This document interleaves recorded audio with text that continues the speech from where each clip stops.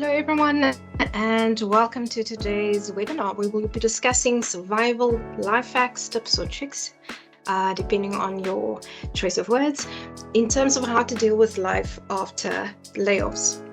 My name is Inga. I will be your host today, and I'm the founder and CEO of IL People Solutions Consulting.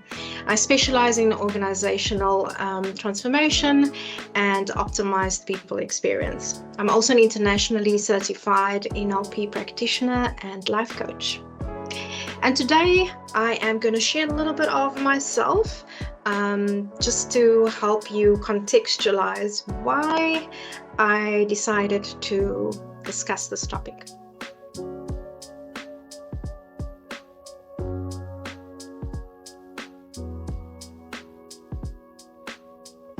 But before we do, let's delve into some housekeeping rules. Now, this is a webinar format, so it's more of a one-directional interaction. You are enabled to actually leave comments, ask questions in the Q&A section. You also have the option to leave a comment or statement or ask a question anonymously.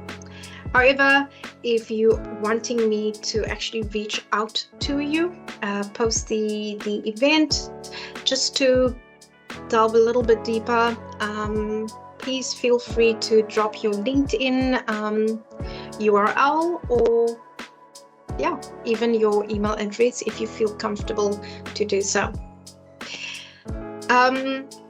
Towards the end as well, we are going to do a little bit of an exercise. So for that, I am going to need you to grab a pen and a notebook. You would be required to actually tear pages out of your notebook.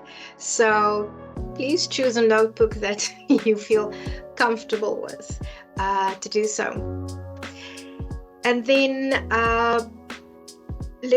before we kind of get stuck into the life hacks or the tips, I want to just take all of you on a detour in terms of our brain anatomy, because I think it is important that when we apply certain healthy habits or healthy routines, that we understand why we are doing what we are doing and how it impacts our mindset.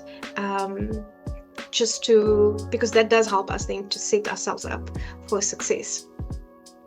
And then, of course, stepping into some tips, techniques that will help you to actually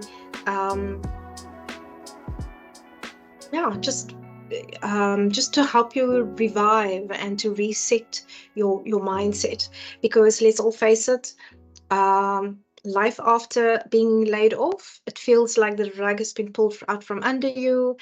The imposter syndrome just floods every cell in your body.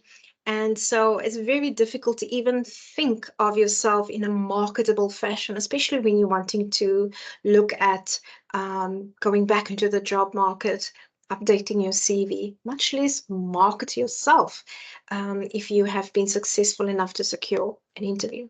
So let's get stuck into it. Now, before we delve into mindset and what we need to do to survive life after layoffs, I need you to first understand the power of the hardware that we've all been born with. Now, in other words, before we look at the intangibles or things that we can't see or abstract principles that we can utilize to actually improve our mindset, we need to understand where the key lies to reframe our outlook on the world and on life. So I need you to understand that all of these elements are connected to tangible physical elements. Now, I do not proclaim to be a neuroscientist, so I have drawn from neuroscience literature to actually just convey some of the themes or the facts that I've mentioned on the slides for you. Now, let's do a quick reintroduction to our brain matter. Now, we all know from back in the days when we went to school, we do know that our brain is split into two hemispheres. So combined, they generate, they control, they manage our feelings, our emotions, our sense of awareness. Now, if we look at the left hemisphere of the brain, this hemisphere typically deals with logic. It deals with speech and language, and it processes social cues. The right hemisphere of our brain, that deals more with the creative side of things, the emotional or emotive side of things. It deals with spatial and body awareness. Then the part of the brain that I would imagine most familiar with, and that's the folded sections of the folded, the folded tissue of the brain. That is called the cerebral cortex, or gray matter, as it's also referred to. And a fun fact, humans have the most wrinkled cerebral cortex of all mammals. Now, if we kind of go further or deeper down layers, neuroscientists typically split our brains into three main parts. So what I'm going to do is I'm going to walk you from the hindbrain to the forebrain. So if we start with the hindbrain, it's also referred to as the lizard brain. And it is also deemed as the most primitive part of the brain. And this is where automatic behaviors are managed. For example, breathing, swallowing, regulating our heartbeat, etc. Now, housed in this part of the brain, the hindbrain, is what we call the cerebellum, or also called little brain. Now, even though it represents only 10% of the brain mass, it also contains about 50% of the total number of neurons. Now, damage to this part may lead to severe mental impairment and movement disorders. Now, let's move a bit forward and we get to the midbrain. Now, this part regulates eye movement, sleep, and arousal. It conveys sensory and motor information to other parts of the brain. Very interesting to note that the midbrain also contains a substantia nigra or nigra, which releases the neurotransmitter dopamine. So dopamine, besides it being the happy hormone, it is also essential for controlling movements. And this is also typically the region most affected when people have got Parkinson's disease. In other words, stiffness, tremors, difficulty moving. Now let's move forward to the forebrain. Now this part is quite complex, and it also controls most of the higher cognitive processes. Now, neuroscientists state that there are 5 subsections to the forebrain. So these are the amygdala, the hippocampus, the hypothalamus, the thalamus, and then the cerebrum. Now the amygdala, that part deals with emotion. The hippocampus plays a major role in memory, and the hypothalamus releases hormones into the bloodstream to the rest of the body. The thalamus is the relay station that directs sensory information to the cerebral cortex for higher processing. And then lastly, the cerebrum. This part is covered by the cerebral cortex, what we mentioned previously, the folded tissue, the gray matter.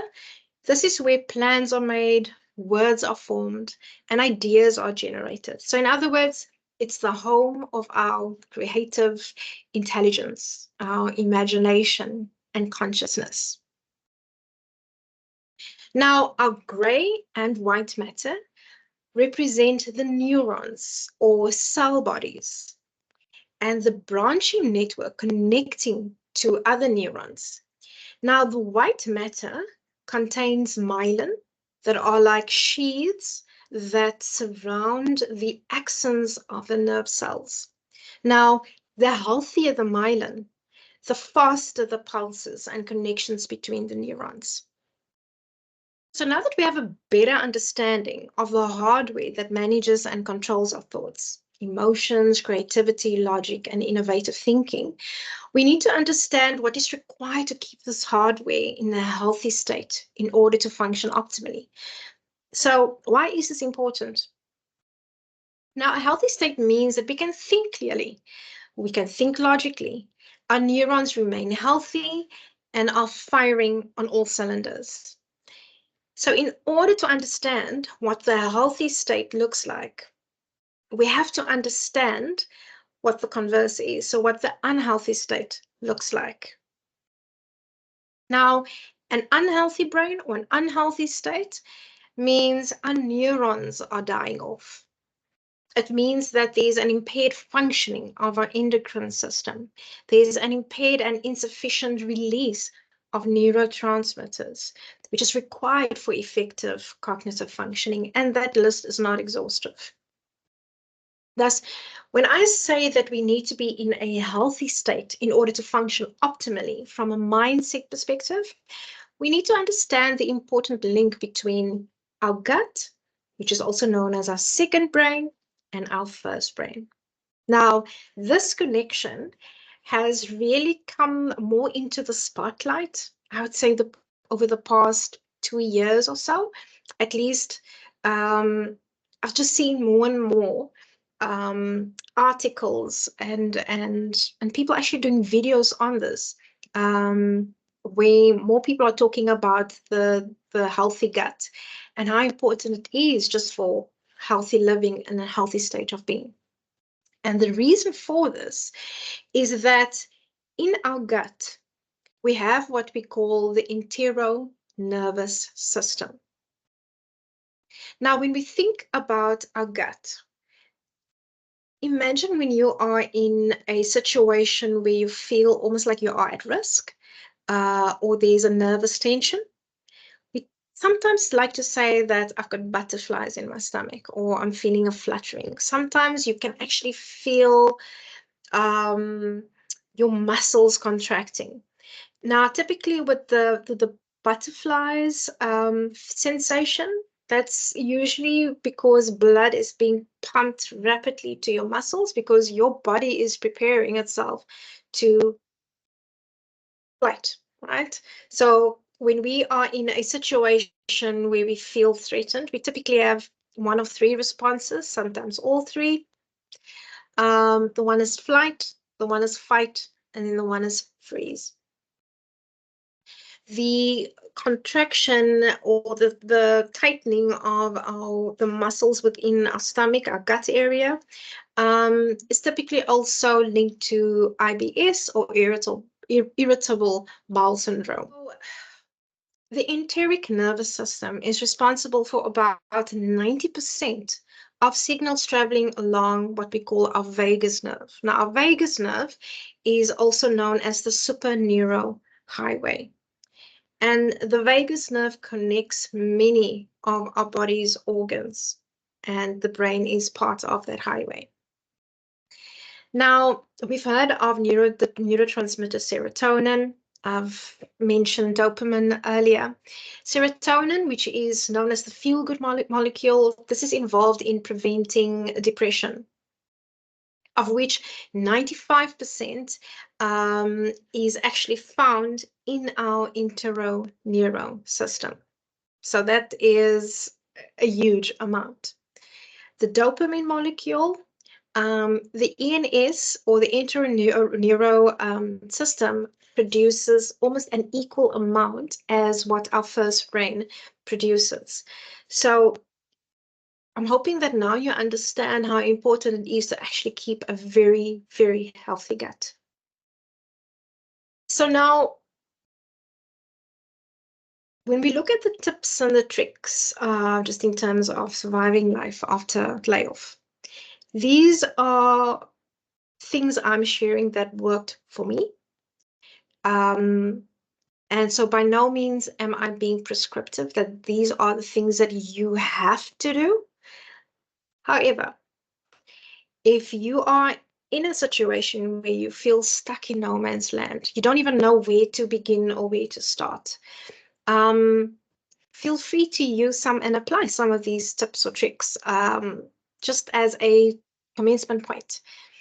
But I think most importantly, listen to your body. Your body is quite good at signaling to you what it needs and when it needs it. So when I had my first layoff, first of three, and this was back in 2012.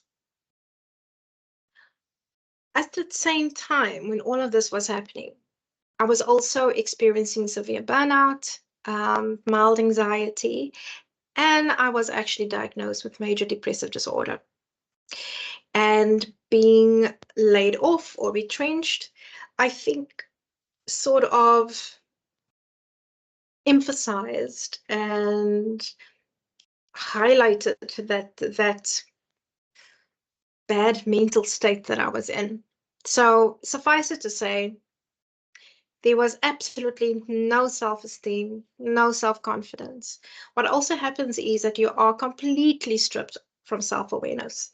So when it comes to putting yourself back out there in the job market, wanting to try and bounce back, it's not always easier said than done. And especially depending on where you were at from a mindset perspective when the layoff happened. So for me, because I was burnt out, I just spiraled further down. So before I could even think or dream of updating my CV, of going out into the job market, even just having a conversation with a recruiter to kind of talk about my skills and my strengths and all of that, I needed to just first get my mindset right. Because if your mindset is not right, no matter how competent you are, no matter how capable you are, it is very difficult to put your best foot forward when it comes into the public sphere. If any of you have come across the teachings or the YouTube videos of Dr. Caroline Leaf, you will quickly learn that your neurons can die off when we flood our brains with negative thinking or toxic thinking, as she would usually make reference to. On the flip side, our brains also have the ability to regenerate, what we would call neuroplasticity. Um, and that is typically what happens when we flood our brains with positive or non-toxic thinking. So what this meant to me when I learned this was that I could actually train my brain back to health. And when I could do that, everything else followed. The mindset followed. I started regaining a healthier sense of self-esteem. I started regaining a healthier sense of self-awareness. I could actually step out and speak to my skills and my competencies in a much more confident manner. Now, one of the key things that I think were sort of the main bastions in getting myself back to health were things like routine. Now, for me, routine was my best friend. By sticking to the same bedtime slots, or going to bed at the same time at night and waking up at the same time in the mornings, and it's strange, it almost helped my subconscious interpret the situation that whatever threat it felt I was in, it's no longer, because things are calm or calmer. Um, I'm, and so that routine has actually helped my body to kind of get back into the normal processing of producing the neurotransmitters to reduce the flooding or flushing of my body with cortisol, because I'm no longer in that fight or flight or freeze mode. So that really helped a lot. Snooze is not your best friend. So in the mornings when you wake up, because also now when you're training your body to get into routine, your circadian rhythm is going to kind of get back into the normal swing of things. Now, the moment you're going to hit the snooze button every time, you throw the whole routine out of whack again. So now, because you're outside of your routine, your brain needs to either over supplement or just kind of rebalance how it releases the neurotransmitters. Exercise was a huge thing for me as well. Um, Even just 5 minutes of movement had a huge, huge impact on my body and on my brain because it helped my body release the dopamine, which was the feel-good hormone. So I think what is also quite key is, especially when you're in this period post layoff, I get it. The last thing that you want to do is exercise, and the last thing that you want to do is to move. But if you can understand cognitively that moving helps your body and your brain to release dopamine, you understand that it's going to give this feel-good surge in your body. And that is why I wanted to touch on the brain first, so that you can understand why it is important to actually apply these life hacks. Now, when it comes to toxic thinking or non-toxic thinking, it's very important that you have to actively manage what you expose yourself to.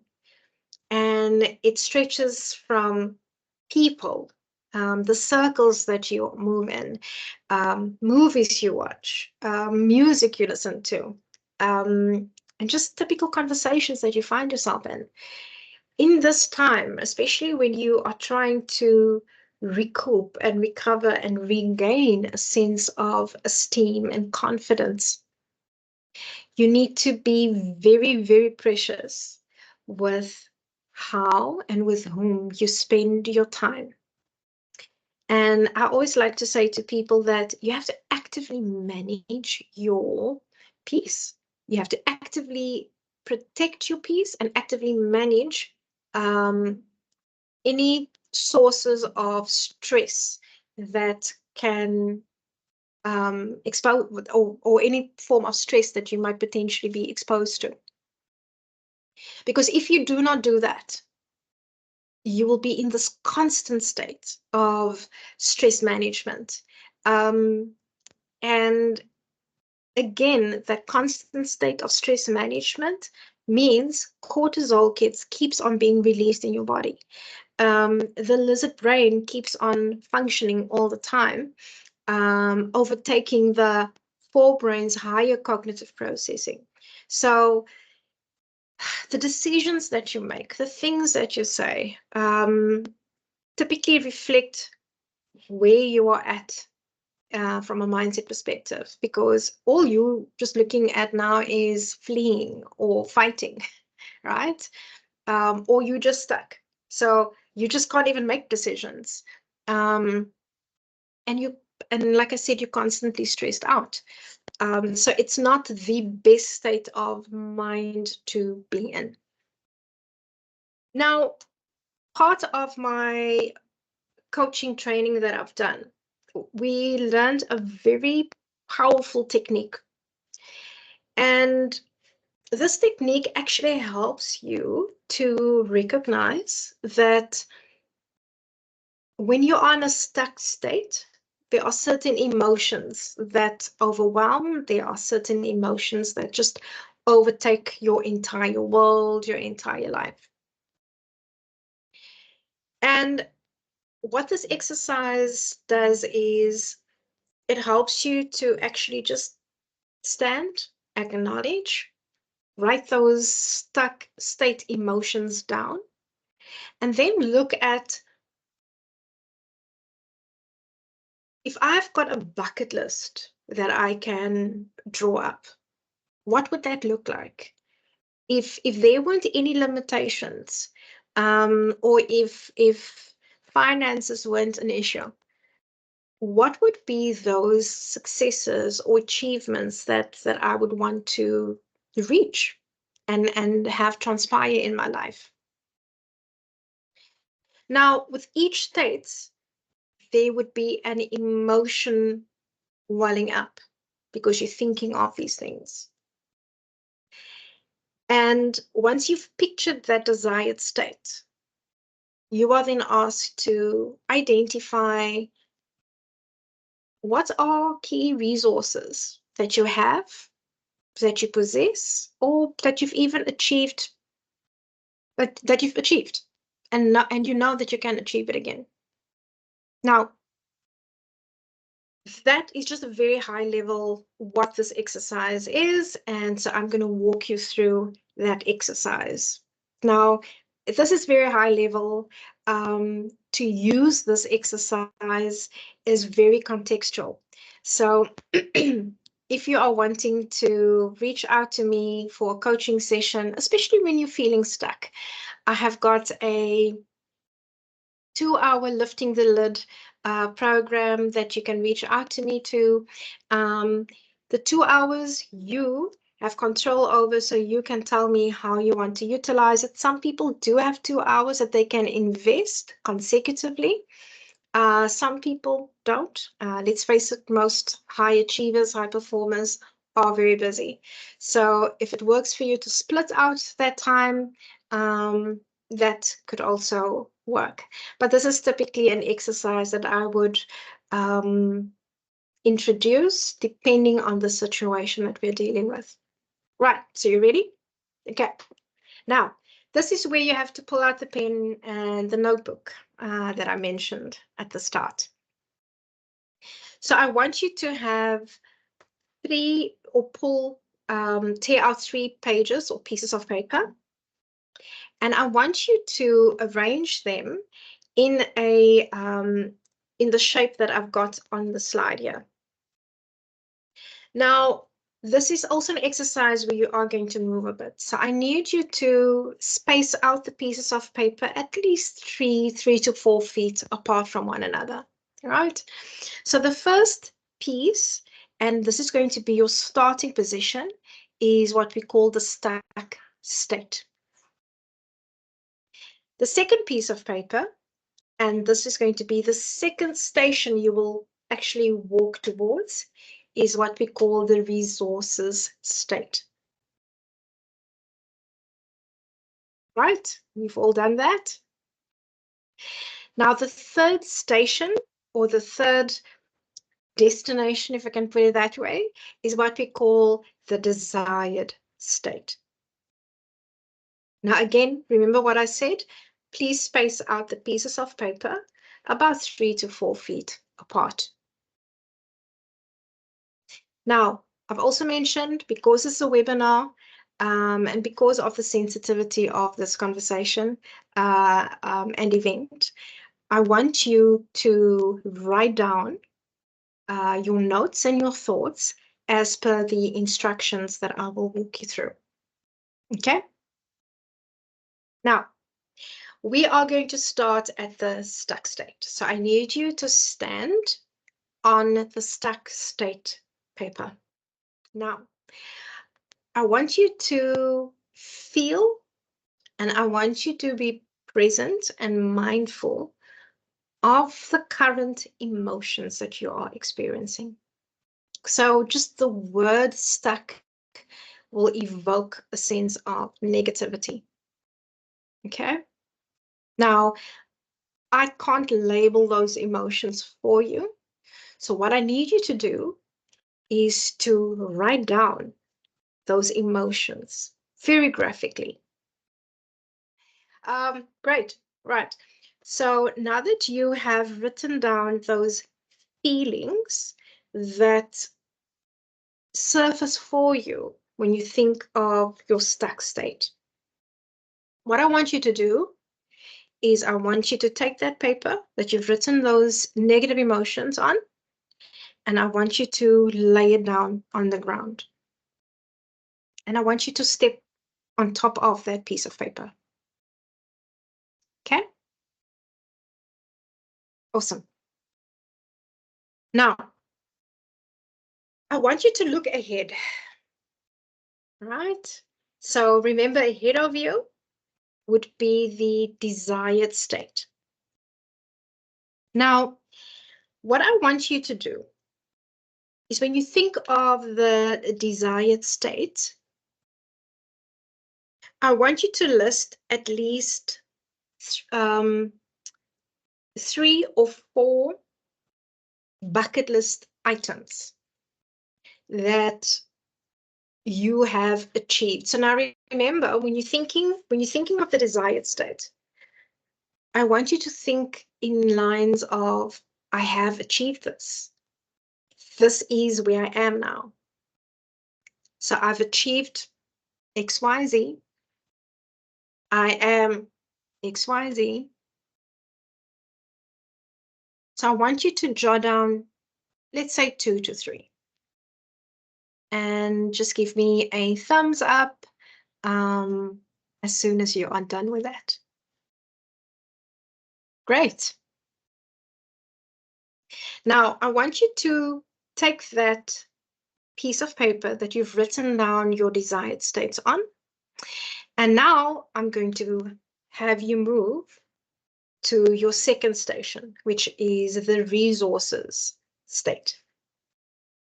Now, I'm not sure what the space looks like that you are moving around in, but if there's a table close by, or if you want to put the piece of paper down on the floor, you can do that as well. But I want you to just have the elements or the items that you've written down for your desired state. I want you to have them in line of sight. Okay? Now, with your resources, I'm going to ask you to write down at least 3 or 4.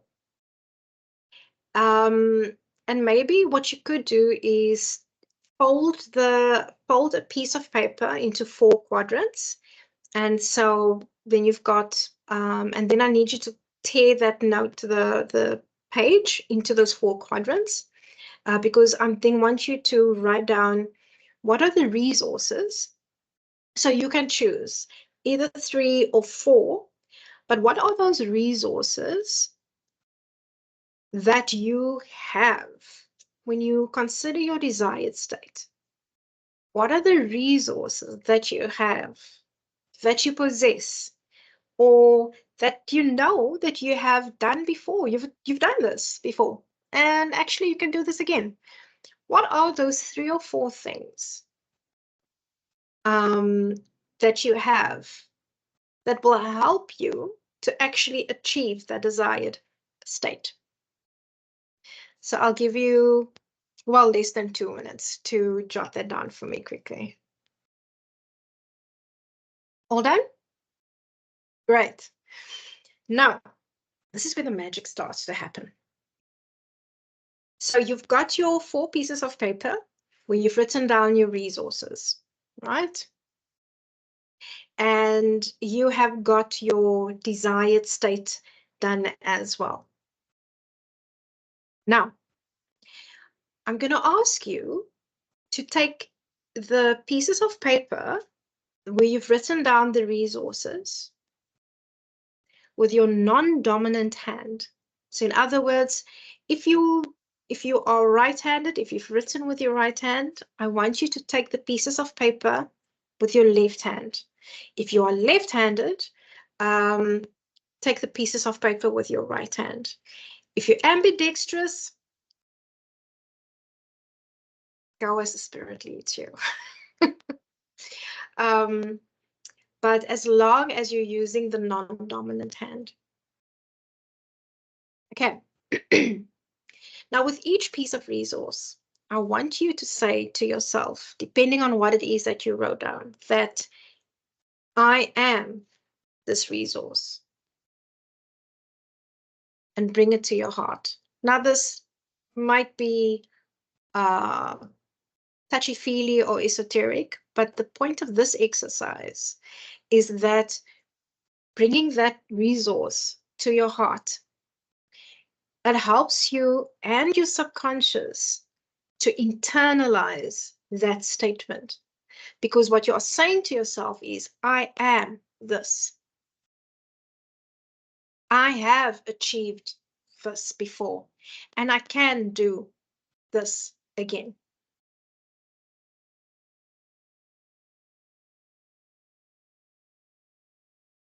Perfect. Now I want you to move from your resources state to your desired state. And what I want you to do is, out loud to yourself, read back to yourself, what are the desired states that you want to achieve? What are those bucket list items that you are wanting to achieve? And tell yourself that I can achieve them. I am this. I have this. I have the necessary resources to achieve what I want to achieve. Now, because this is a one-way communication, I'm going to ask you just to show by emojis or the reaction functionality on Teams to give me just a sense of whether or not there has been a shift for you. I am very happy to hear that. Now, this is a very high-level way of doing this exercise, and it is typically called a resource triangle. A very powerful exercise, and what makes it even more powerful is that you can do this on your own, in the privacy of your own space. And that is why I wanted to walk you through this exercise so that you can actually replay it to yourself and do it. And you can do it as often as you feel like, oh, okay, I'm feeling a bit stuck again. Let's reiterate. And the beauty of this exercise is that the list of resources is not exhaustive. Because remember, when you are in this current state that you are now, you might only be able to think of 2 or 3 positive things, skills or capabilities or positive traits that you have. But the healthier your mindset becomes, I can promise you, the longer that list of resources will become. And I want you to internalize each resource because guess what? That is who you are.